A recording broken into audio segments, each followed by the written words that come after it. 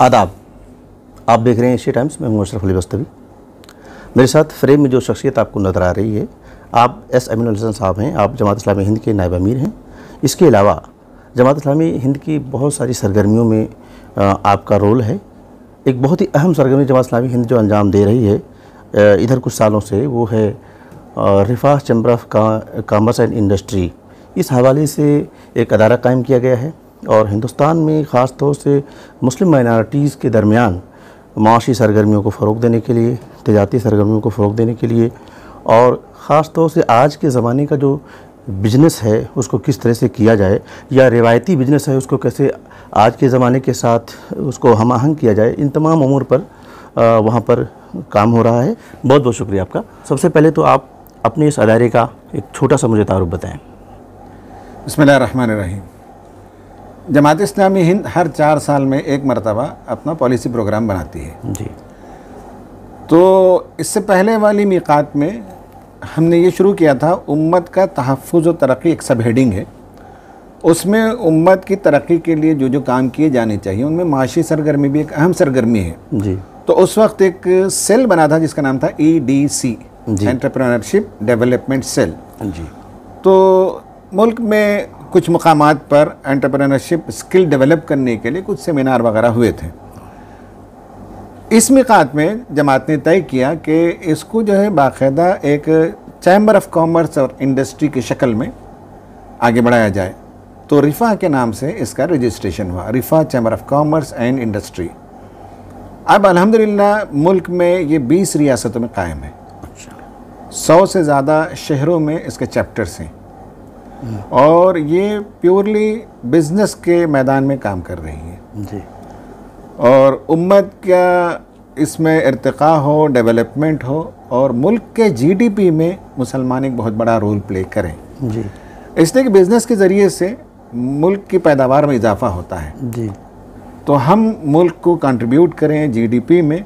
तो इसके लिए बेहतरीन ज़रिया है कि हमारे नौजवान, हमारे कारकुनान, उम्मत के लोग बिज़नेस की तरफ तवज्जो दें और सलीक़े से बिज़नेस करें, ढंग से बिज़नेस करें, कानून की रोशनी में बिज़नेस करें। तो बिज़नेस के लिए यहाँ बहुत बड़ा स्कोप मौजूद है जी।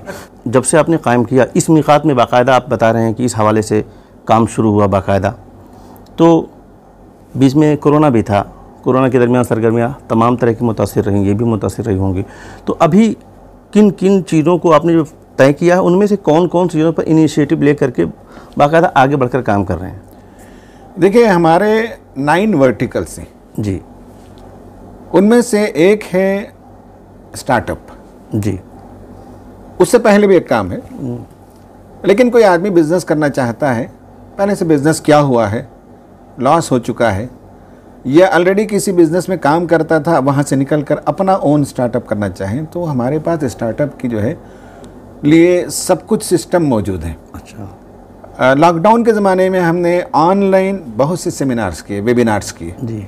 और हमारे अगर आप वेबसाइट में जाएंगे तो वहाँ तकरीबन 80-82 न्यू आइडियाज़ जो हमने जनरेट किए हैं प्रोफेशनल्स के ज़रिए से जी। वो वहाँ मौजूद है। वेबिनार्स में लोग आते थे।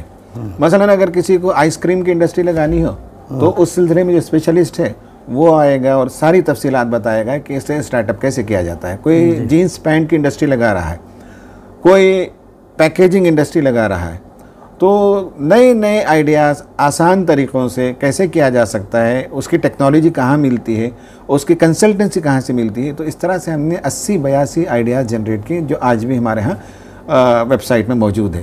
तो लॉकडाउन के ज़माने में ये तो बहुत बड़ा काम हुआ। अब भी पूरे हिंदुस्तान में हमारे स्टार्टअप के सेमिनार्स होते हैं। दूसरे लेवल पर हम ये करते हैं कि जो बिजनेसमैन हैं उन्हें हम बताते हैं कि स्केल अप करें जी। तो जिस लेवल का बिज़नेस वो कर रहे हैं उससे आगे के लेवल पे नेक्स्ट स्टेप पर जाएं। उसके लिए कुछ ज़रूरतें होती हैं। एक है कि हम जब बिज़नेस करें तो वो पर्सन ड्राइवन बिज़नेस ना हो बल्कि सिस्टम ड्राइवन बिज़नेस। जी जी जी। यानी ये कि हम अपनी कुर्सी पर विराजमान हों तभी बिज़नेस चले, ऐसा ना हो। तो आज टेक्नोलॉजी के ज़रिए से आप कहीं भी दूसरा काम करते रहिए। आप मार्केटिंग में गए हुए हैं, आप किसी मशीन को देखने गए हुए हैं, आप एग्जीबिशन में गए हुए हैं, लेकिन आपका बिज़नेस चलता रहे तो उसका एक सिस्टम डेवलप करना होता है। जी जी।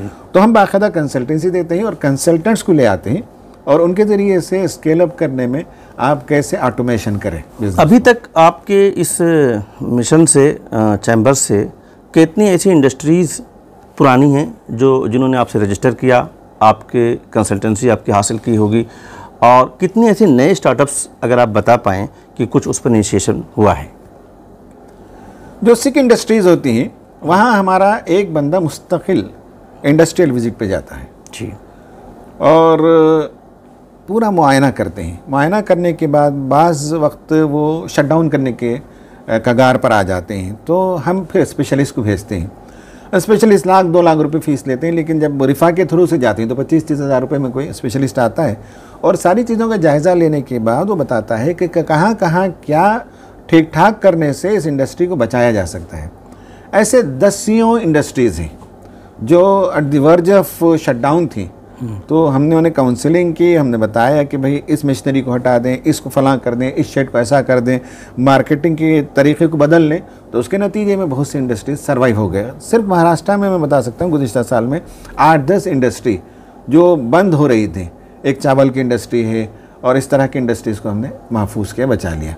तो ये बहुत ज़रूरी है कि लोगों को बताएं और काउंसलिंग दें कि किस तरह से बिज़नेस को बढ़ाएं, बेहतर करें। लोग आपसे कैसे जुड़ें? हमारा स्टेट चैप्टर है जी, डिस्ट्रिक्ट में चैप्टर है, तो इनके जो है बिज़नेस नेटवर्किंग मीट होती हैं एवरी मंथ। ठीक है।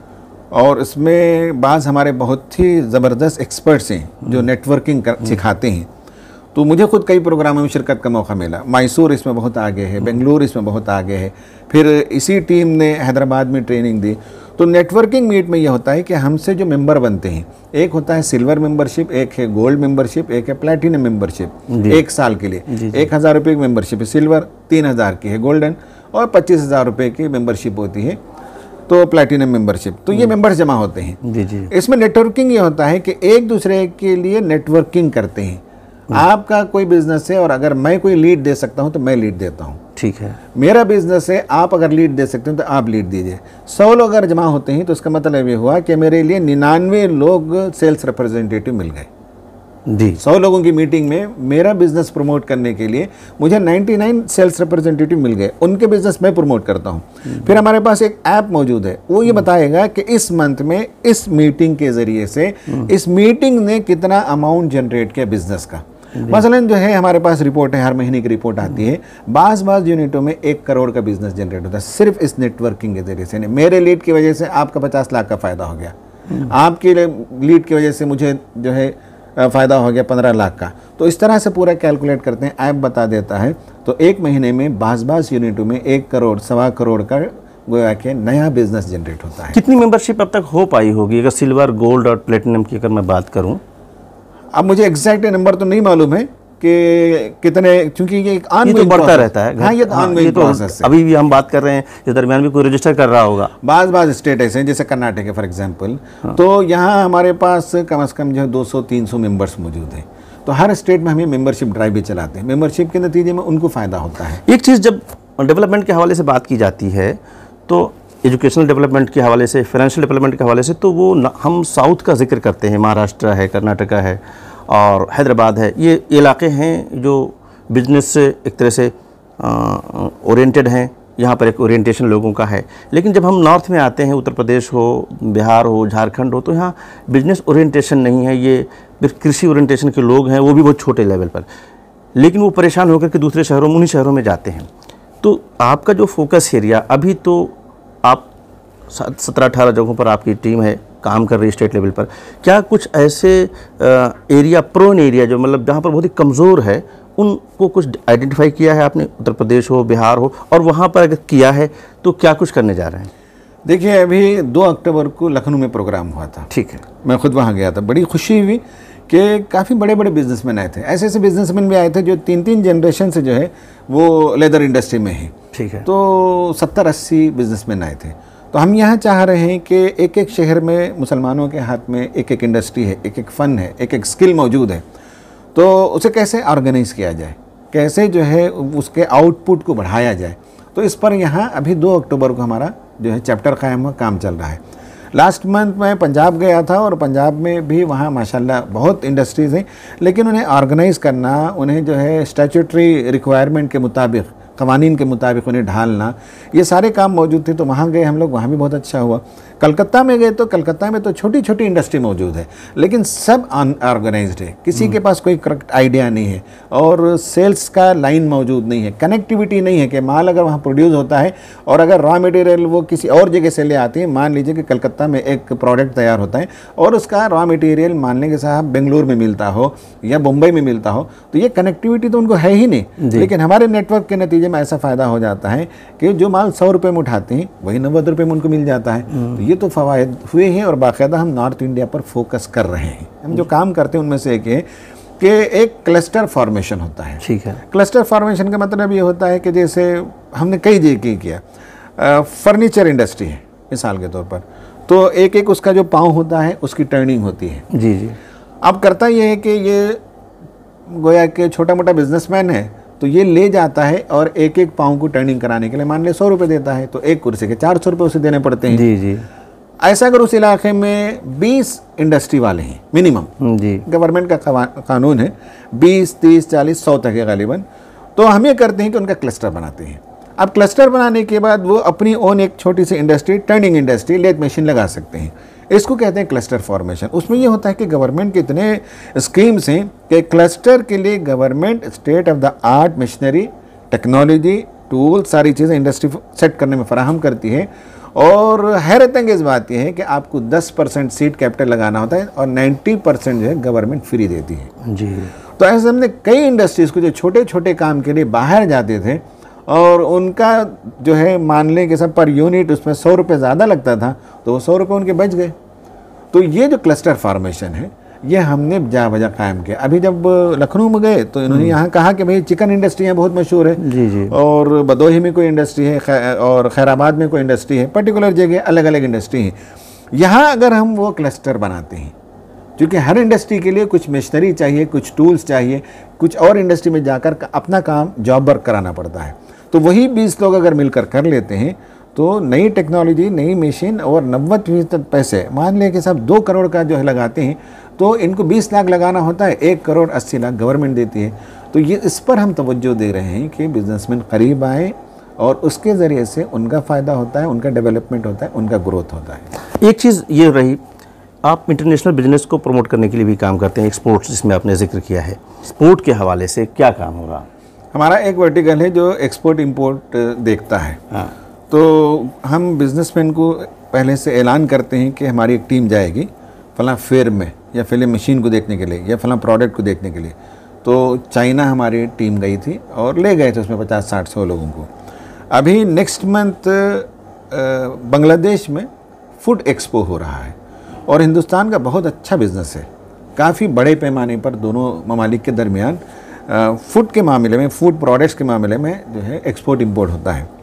तो उसमें हमने काफ़ी बड़ी जगह ली है और वो बापा एक वो है गवर्नमेंट का इदारा, बांग्लादेश एग्रो प्रोडक्ट एसोसिएशन ऐसा कुछ है वो, तो उनकी तरफ से ये एग्जीबिशन है। अभी नवंबर में हमारी तरफ से हमने स्टॉल्स बुक कर लिए हैं और 50 लोग इसमें जा रहे हैं।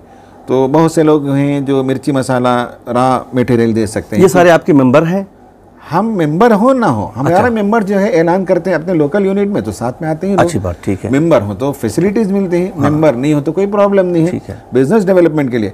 तो अब ये है कि कोई किसी के यहाँ मिर्ची का प्रोडक्शन होता है तो वो ले जा सकता है, कोई मिर्ची पीसने की मशीन बनाता है तो वो जाता है, कोई जो है मसाले के जो डब्बे बनते हैं पैकेजिंग वो जाता है। तो इस तरह से इसी मैदान में 10 किस्म के प्रोडक्ट्स हम दे सकते हैं, शेयर कर सकते हैं, जा सकते हैं। तो हम जा रहे हैं अभी इंशाल्लाह नवंबर के महीने में। और इस तरह से दुबई में हुआ एक्सपो, तो मुख्तलिफ जगह एक्सपोज में जाना, बिज़नेस के फेयर्स में जाना और लोगों को एक्सपोज करना। अलग अलग इंडस्ट्री है, कहीं फूड है, कहीं जो है कपड़ों का है, कहीं मशीनरीज़ का है। तो अल्हम्दुलिल्लाह हमारा ये डिपार्टमेंट काम कर रहा है। एक चीज़ तो ये हुई, दूसरी ये है कि आप रिफा खुद अपना एक्सपो इंडिया के अंदर अगर मैं कहूँ कि एग्जीबिशन लगाए, क्या इस तरह का भी कोई इरादा रखते हैं? हमने एक फेयर लगाया हैदराबाद में। अच्छा। हाँ, तो वो और कुछ करने की ज़रूरत है, लेकिन ये हमारा तजुर्बा है जिसमें हमने लगाया था फेयर। मैं ये जानना चाहूँगा कि ओवरऑल जो यूथ है हमारा, उसके अंदर एंटरप्रेन्योरशिप का मिजाज पैदा करना, इसके लिए आप क्या कर रहे हैं?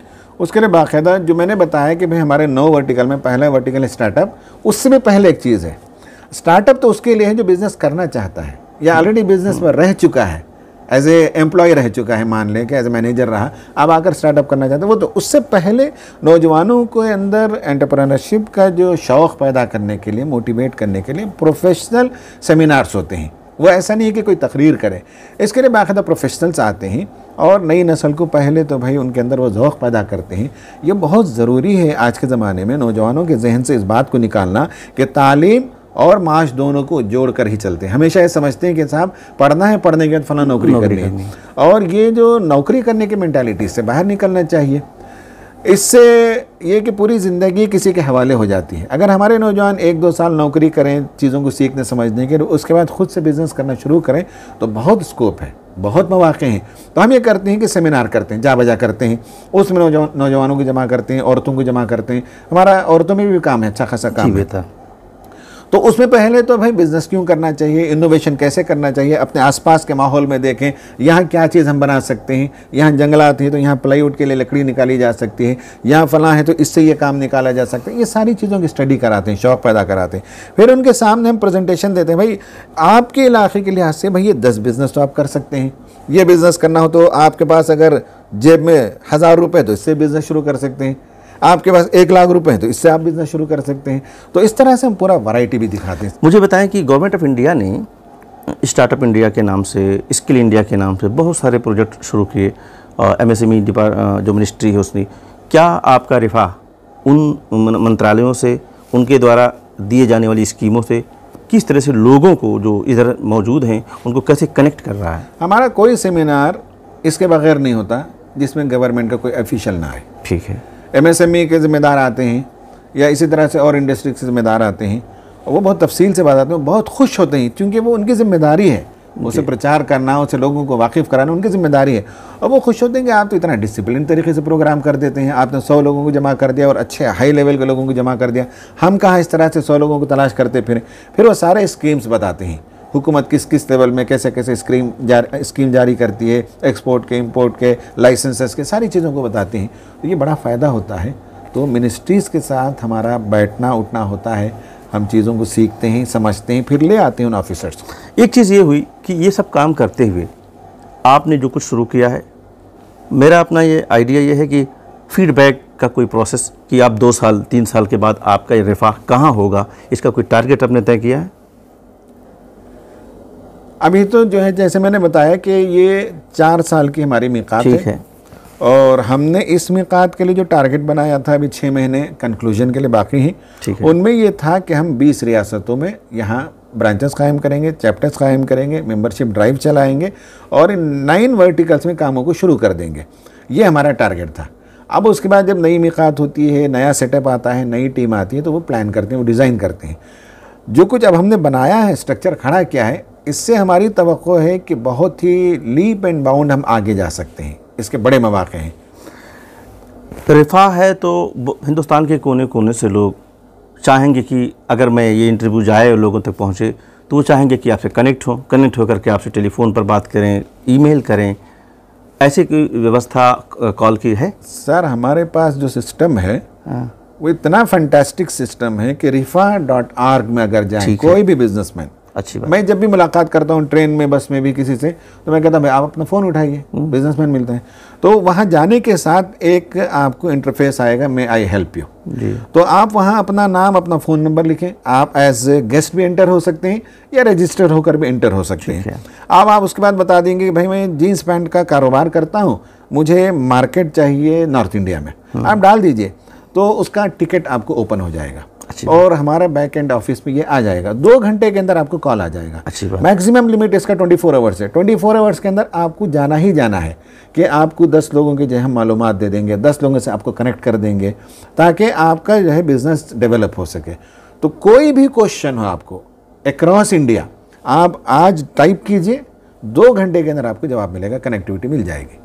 कई लोग ऐसे हैं जिनके 5-5, 10-10, 15-15 लाख रुपए फंसे हुए थे, उन्होंने डाल दिया कि साहब मेरा फलां शहर में फलां आदमी के पास जो है 4 साल से 5 साल से लगा हुआ है, तो फिर उसके बाद उस शहर के लोगों को हमने कनेक्ट करवा दिया। तो माशाल्लाह बहुत से लोगों के पैसे भी रिकवर हो गए। तो ये जो कनेक्टिविटी है, ये जो हमारा जो वेबसाइट है बहुत ही जो है माशाल्लाह इंटरैक्टिव है। तो आप डालेंगे उसमें अपना इंक्वायरी लगाएंगे तो उसका जवाब मिलेगा। अगर कोई चीज़ मुझे छूट रही हो जिसमें आप जो रिफा के हवाले से कहना चाहते हो। रिफा के हवाले से हम ये कहना चाहेंगे कि हमारे जो बिज़नेस के लोग हैं वो अपने बिज़नेस को हायर लेवल पर ले जाएं, और जो बड़े लेवल पर बिज़नेस में हैं उन्हें चाहिए कि वो छोटे लोगों को अपलिफ्ट करें जी, उन्हें आइडियाज़ दें, उन्हें जॉब वर्क दें। उनका एक काम है, उससे एसोसिएटेड एक छोटा काम होता है, वो दूसरों को देना सीखें। मसलन जैसे मैंने बताया कि भाई हमारे एक जिम्मेदार हैं, वो मशीन्स देते हैं फूड प्रोसेसिंग की जी। अब उस कंपनी के बंदे ने कहा भाई आपकी मशीन तो इस्तेमाल करते हैं, मसाला पीसते हैं, लेकिन हमें पैकेजिंग करने वाला भी चाहिए।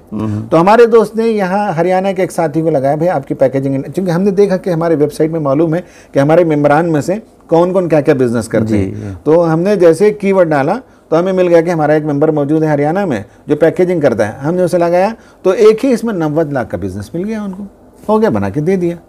तो हम ये चाहते हैं कि लोग इससे जुड़ें, अपने बिज़नेस को नेक्स्ट लेवल पर ले जाएं।